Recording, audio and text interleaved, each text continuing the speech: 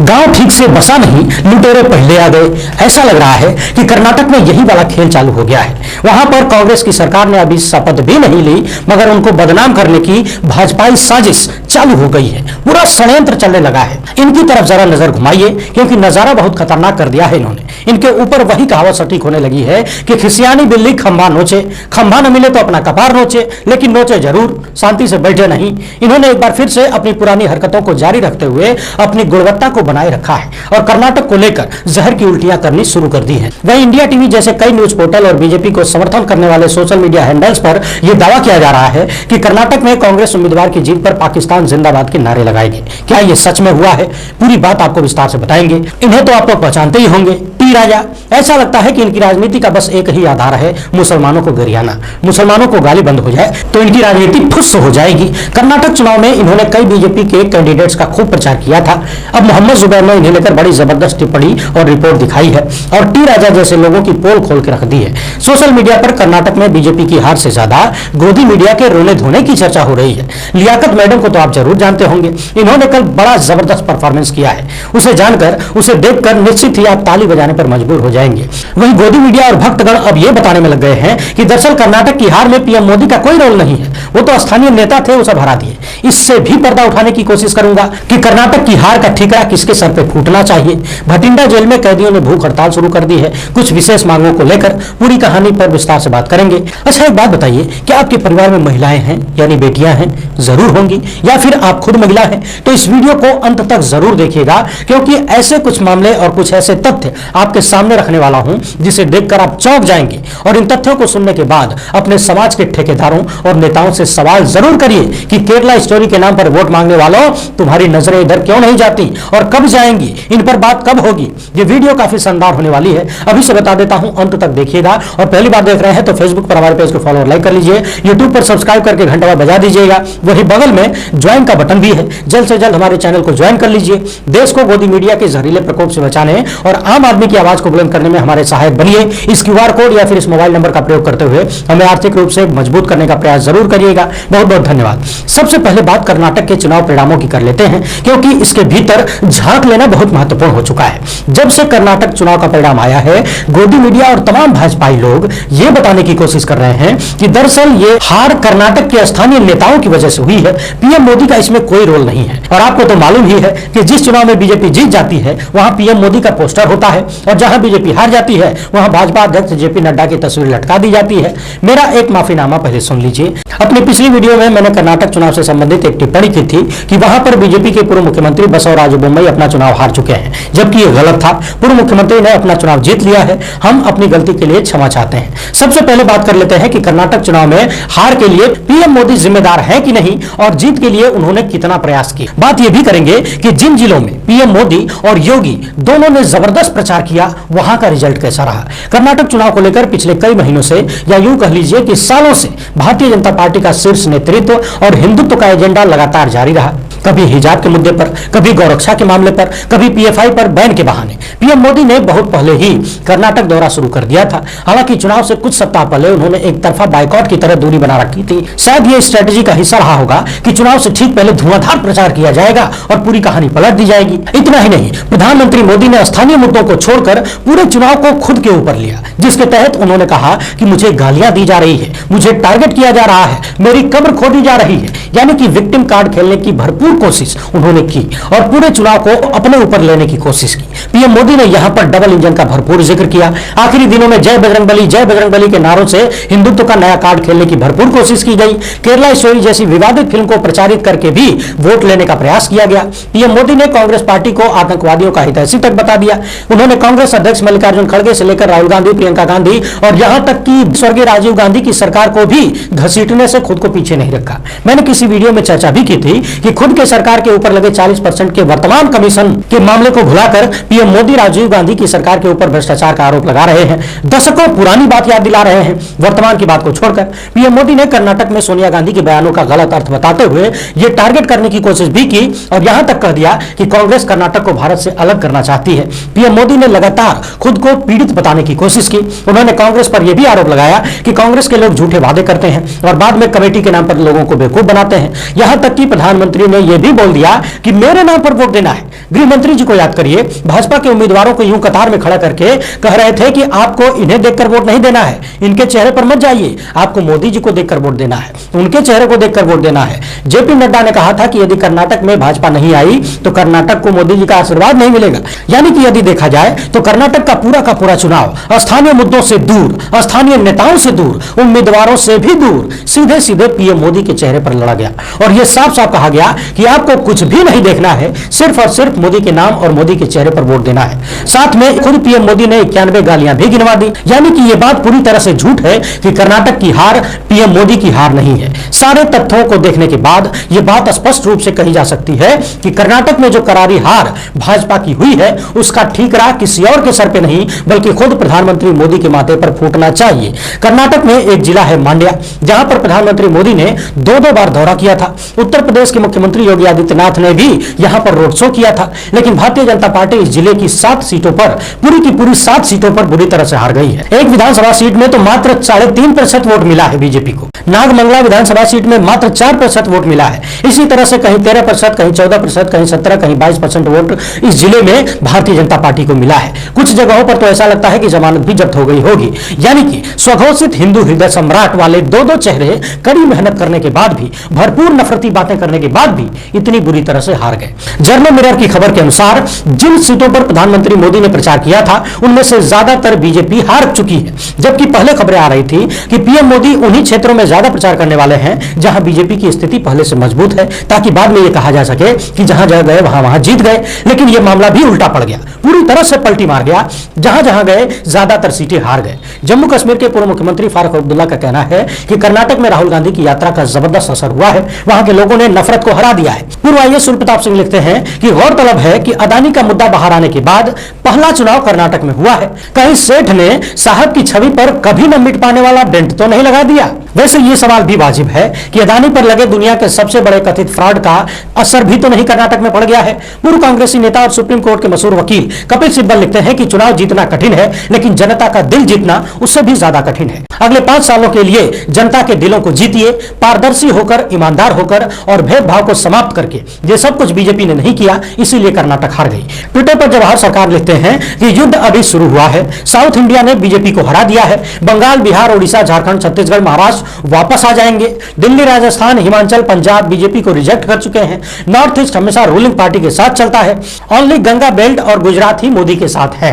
वहीं social media पर India की ये वाली तस्वीर भी खूब वायरल हो रही है, जिसमें भगवा रंग में वो राज्य हैं जहां पर बीजेपी की अपनी सरकार है। मध्य प्रदेश और महाराष्ट्र में तोड़फोड़ वाली सरकार है, इसीलिए इन्हें अलग तरीके से दर्शाया गया है। और बाकी नीले रंग में जो राज्य दिख रहे हैं वहां पर गैर भाजपा सरकारें हैं। सवाल यह है कि क्या अब बीजेपी के अंत की शुरुआत होने लगी है, क्योंकि महाराष्ट्र में हालत बद से बदतर है। पिछले जितने भी चुनाव हुए हैं कम से कम उनके रिजल्ट तो यही बताते हैं। एक पूर्व भाजपाई नेता है टी राजा, ये जब भी बोलते हैं इनकी जुबान से नफरती बातें ही निकलती हैं। मुसलमानों को गाली देना, उनके खिलाफ भड़काऊ बातें कहना इनकी रोजमर्रा में शामिल है। मोहम्मद जुबैर ने लिखा है कि पूर्व भाजपा एमएलए जिनकी एकमात्र पहचान एंटी मुस्लिम हेट स्पीच की रही है, उन्होंने बीजेपी के 3 उम्मीदवारों का खूब प्रचार किया था और वो तीनों ही चुनाव हार गए हैं। एक उम्मीदवार को 43,000 से कुछ ज्यादा वोट मिले, दूसरे को 10,000 के आसपास वोट मिले और तीसरा उम्मीदवार तीसरे पायदान पर रहा। यानी कि नफरत की बाजार में कर्नाटक की जनता ने एक बार फिर से जबरदस्त कर्फ्यू लगा दिया है। अब जब मोहम्मद जुबैर की बात आ ही गई है तो फिर सच और झूठ की बात भी कर लेते हैं।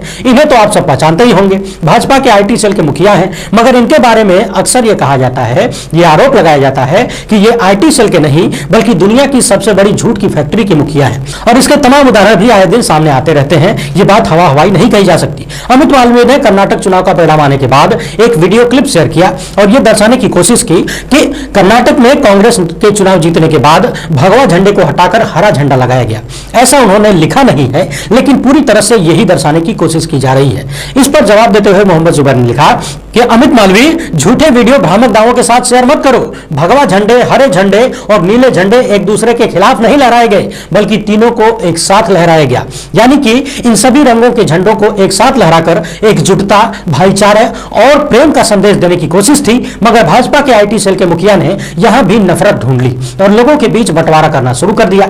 मैंने अपनी पिछली वीडियो में ही कहा था कि बीजेपी की नफरत की राजनीति यहां हारी है, मगर ये लोग उस एजेंडे को छोड़ देंगे या कम कर देंगे, ये बिल्कुल बिल्कुल भी संभव नहीं है, क्योंकि इनके पास मुद्दों की भारी कमी है। इंडिया टीवी ने खबर चलाई जिसमें दावा किया कि कथित तौर पर कर्नाटक में कांग्रेस उम्मीदवार की जीत पर पाकिस्तान जिंदाबाद के नारे लगे, और इंडिया टीवी ने एक वीडियो क्लिप भी शेयर किया जिसमें कुछ लोग नारेबाजी कर रहे थे। बाद में पुलिस वाले जाकर उन्हें समझाते हैं, डांटते हैं। चूंकि ये लोग संभवतः कन्नड़ भाषा में बोल रहे हैं तो समझ में तो किसी को नहीं आया कि क्या बोला जा रहा है, लेकिन राइट विंग के लोगों ने जो दावा कर दिया उसी हिसाब से लोगों ने उसको सच मान लिया कि पाकिस्तान जिंदाबाद का नारा लगाया गया है और पुलिस वाले जाकर डांट रहे हैं। जबकि मोहम्मद जुबैर ने खुलासा किया कि पुलिस वाले जनता से यह कह रहे हैं कि अन्य उम्मीदवारों के आने पर नारेबाजी मत करो, जब तुम्हारा जीता हुआ उम्मीदवार आएगा तब नारेबाजी कर लेना। जबकि पाकिस्तान के नारे को लेकर लोग यह भी कह रहे हैं कि नारा पाकिस्तान के बारे में नहीं बल्कि आसिफ शेख जिंदाबाद का नारा लगाया जा रहा था, क्योंकि ये भीड़ जहां नारे लगा रही थी वहां पर कांग्रेस का जो उम्मीदवार था संभवतः आसिफ शेख वो जीत चुके थे, इसीलिए ये लोग उनके पक्ष में नारे लगा रहे थे। मोहम्मद जुबैर का कहना है कि उन्होंने पुलिस इंस्पेक्टर मिस्टर दयानंद से बात की जिसमें पुलिस ने बताया कि यह साफ नहीं हो पाया है कि नारे में क्या बोला गया, पाकिस्तान को लेकर कुछ बोला गया या फिर आसिफ शेख जिंदाबाद बोला गया। हम वीडियो को एफएसएल जांच के लिए भेज रहे हैं, यानी कि बिना किसी ठोस सबूत के एक और झूठा प्रोपेगेंडा चलाया जाने लगा और भाजपा समर्थकों ने इस झूठे दावे को जोरों से फैलाना शुरू कर दिया। यहां एक सवाल फिर से उठता है कि क्या भारतीय जनता पार्टी पाकिस्तान और मुसलमान के अलावा किसी मुद्दे पर बात नहीं कर सकती? विपक्षियों को घेरने के लिए कुछ भी नहीं बचा है। जीत के बाद अपने एक बयान में राहुल गांधी ने मीडिया से बातचीत करते हुए कहा कि कर्नाटक की जनता ने क्रोनी कैपिटलिज्म को हरा दिया है। एक तरफ क्रोनी कैपिटलिस्ट की ताकत थी और दूसरी तरफ गरीब जनता की शक्ति थी। शक्ति ने ताकत को हरा दिया। अब इस पर बीजेपी आईटी सेल के मुखिया की ट्रोलिंग का स्तर देखिए। यहां भी इन्होंने यह दर्शा दिया कि इनके पास राहुल गांधी को घेरने के लिए कुछ बचा नहीं है। चुटकी लेते हुए लिख रहे हैं कि शक्ति ने ताकत को हरा दिया। बहरहाल अब बात मीडिया की आ ही गई है तो पूरी कर लेते हैं। कल पूरे दिन जितनी चर्चा भाजपा की करारी हार और कांग्रेस की प्रचंड जीत की नहीं हुई, उससे ज्यादा चर्चा गोदी मीडिया के रोने धोने की होती रही, लगातार होती रही है। आप गोदी मीडिया का कोई भी चैनल खोलकर देख लेते तो पता चलता कि किस तरह से ये लोग कर्नाटक में बीजेपी की हार को दबाने छुपाने की भरपूर कोशिश कर रहे हैं और बर्दाश्त ही नहीं कर पा रहे हैं कि बीजेपी चुनाव हार रही है, वो भी इतने बुरे तरीके से। इस पर वसीम अकरम त्यागी लिखते हैं कि कल 99.99 एंकरों के चेहरे काले पड़ गए थे, होंठ सूख गए थे, लब जर्द हो गए थे, हाथों में कपकपी थी पर लग रहे थे, मुंह जबान का साथ नहीं दे रहा था।